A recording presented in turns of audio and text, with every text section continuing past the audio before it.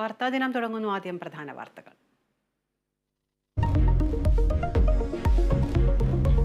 സംസ്ഥാനത്ത് 4 ജില്ലകളിൽ കടലാക്രമണം. തിരുവനന്തപുരത്ത് വലിയതുറ, പൊഴിയൂർ, കോവളം ഭാഗത്തെ വീടുകളിൽ വെള്ളം കയറി. വർക്കലയിൽ നിന്ന് വിനോദസഞ്ചാരികളെ മാറ്റി. എറണാകുളം വൈപ്പിനിലും തൃശൂർ പെരിഞ്ഞനം ബീച്ചിലും കൊല്ലത്തും കടലേറ്റം. കടൽ കയറ്റത്തിന് കാരണം കള്ളക്കടൽ. തീരദേശങ്ങളിൽ ജാഗ്രതാ നിർദ്ദേശം. വെറ്റിനറി കോളേജ് വിദ്യാർത്ഥി സിദ്ധാർത്ഥന്റെ മരണത്തിൽ നടപടി തുടരുന്നു. വിസിയുടെ പ്രൈവറ്റ് സെക്രട്ടറി സ്ഥാനത്ത് നിന്ന് കെ ഷീബയെ നീക്കി. നടപടി മകനും സുഹൃത്തും ഉൾപ്പെടെ 33 പേരെ തിരിച്ചെടുത്തതിൽ. മുഖ്യമന്ത്രിക്കും SFIക്കുമെതിരെ സിദ്ധാർത്ഥിന്റെ അച്ഛൻ. റിയാസ് മൗലവി വധക്കേസിലെ വിധിയിൽ അപ്പീലുമായി സർക്കാർ.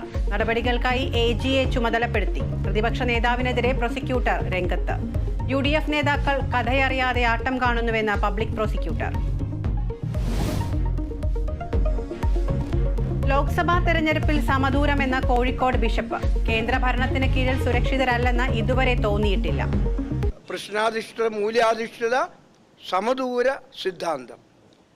പിന്നെ അവർക്ക് തോന്നിയാണ് ശരിയായിട്ടുള്ളത് എന്താണെന്ന് അവർക്ക് തോന്നുന്നത് അവരുടെ മനസ്സാക്ഷി അനുസരിച്ച് അവർ ചെയ്യുന്നുള്ളതാണ്. മോദി സർക്കാരിനെ കുറ്റം പറയുന്നില്ലെന്നും ഡോക്ടർ വർഗീസ് ചക്കാലക്കൽ. ബിഷപ്പിനെ സന്ദർശിച്ച പ്രകാശ് ജാവദേക്കർ. പത്തനംതിട്ടയിലെ UDF സ്ഥാനാർത്ഥിക്കെതിരെ നടപടിയുമായി തെരഞ്ഞെടുപ്പ് കമ്മീഷൻ. ബസ് കാത്തിരിപ്പ് കേന്ദ്രങ്ങളിലെ ആന്റണിയുടെ പേരും ചിത്രങ്ങളും മറയ്ക്കും.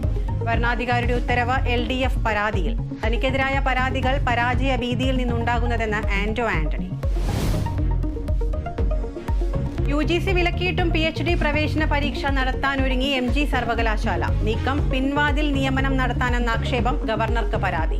മലയാളം സർവകലാശാലയിൽ PhD പ്രവേശനത്തിനെതിരെ ഉദ്യോഗാർത്ഥികൾ. നെറ്റ് യോഗ്യതയുള്ളവരെ ഒഴിവാക്കിയെന്ന ആരോപണം.